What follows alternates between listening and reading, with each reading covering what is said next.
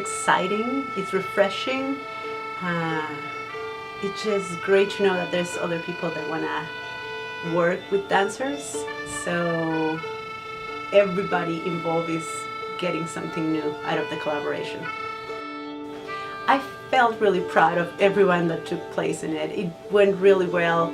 Of course, with more rehearsal time, we would have done better. The event we thought was going to be a little longer. It wasn't.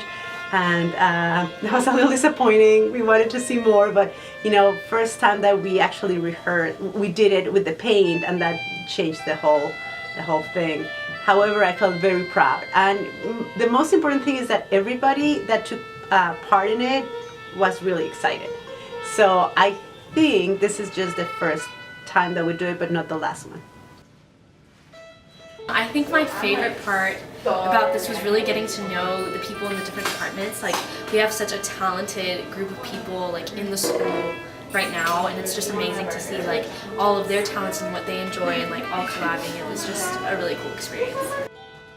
Just try to do something you haven't, and always the collaboration with other fields is really powerful.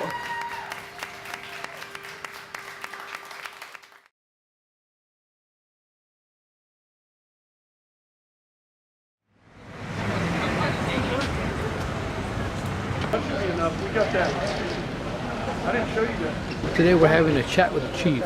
It's actually an outreach program.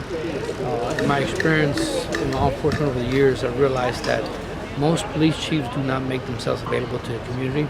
This is my effort to reaching out to the students, the faculty, and the staff to come by, have an opportunity to meet me. It gives me an opportunity to listen to them, to some of the issues, some of the concerns they have as far as regarding their safety here on the campus.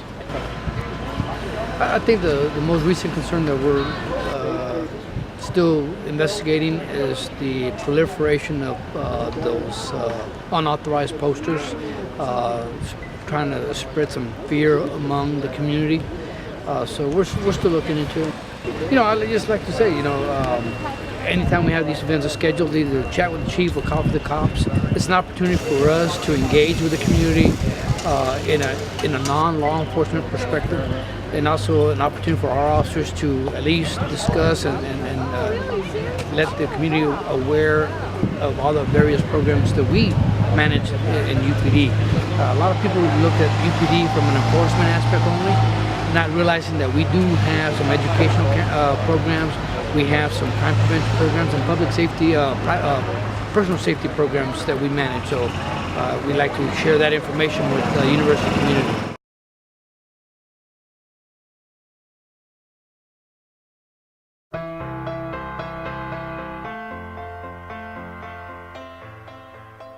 Throughout the early years of my life, I'd always been sort of an introverted and quiet individual. My family was also in the military, so we ended up moving around a lot. This, combined with my reserved personality, resulted in extreme difficulty for me to communicate in social settings and with other people. When I moved to Texas in 2010, I felt completely isolated from everyone else as I enrolled in my second high school.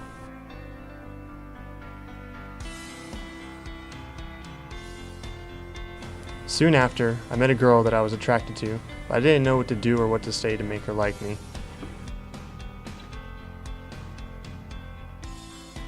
We were never really friends, but one day, when a stroke of courage hit me, I confessed my feelings, but was quickly shot down.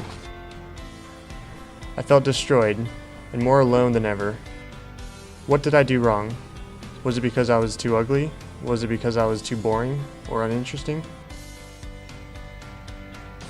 After that, I did everything I could to change myself and prove my worth. I taught myself how to conversate, maintain eye contact, and stand up straight. I had a speech class where I overcame my fears of public speaking. I taught myself how to listen and how to engage in conversation. I began to explore, try new things, and appreciate all that the world has to offer. I did all of this in hopes that I could end up impressing a girl who would never end up caring for me. But that's okay, because after all that, I learned that I changed to improve for myself and not for anyone else.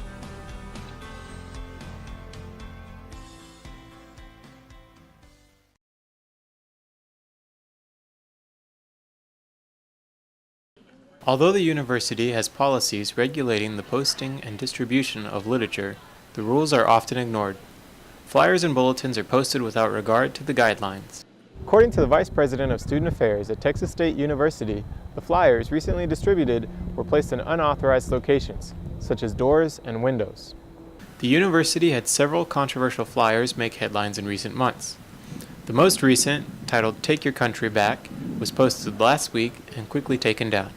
Many students say they are willing to follow Texas State's policy if the material is offensive. They have a right to tell you, to not put things up on their walls, and they have made designated free speech zones. Senior lecturer of media law, Gilbert Martinez, says students don't have a right to post wherever they choose, but their ideas should be heard. Are their rights being violated? Well, their ideas are getting out. And so what we should do in a public setting, in a university, is talk about those ideas. Individuals violating this policy are subject to student justice or organization conduct procedures. To learn more, students can contact the Vice President for Student Affairs Office. For Bobcat Update, I'm Victor Blanco.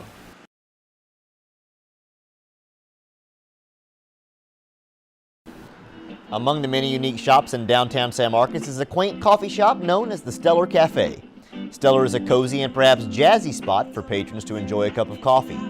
On the third Thursday of each month, Stellar Cafe hosts an open mic poetry night where anyone can feel free to recite their carefully crafted words in front of an accepting and attentive audience. The event takes place on the back porch of the cafe under an ornate display of zigzag lights.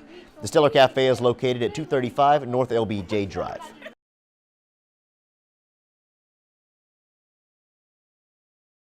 Texas State Career Services has been helping Bobcats land their dream jobs for years. The Career Services team guides students in determining which career path is the most suitable. The goal is to help match students with available jobs. We start as early as the freshman year and utilize resources like traditional profile testing and things like that to help them identify what's the best career path for them. Career advisors offer assistance to current students and alumni. We support students, both current students and alumni. Once a Bobcat, always a Bobcat. The advisors help create job-winning resumes, and they set up mock interviews to show applicants how to be more effective when they're being asked questions.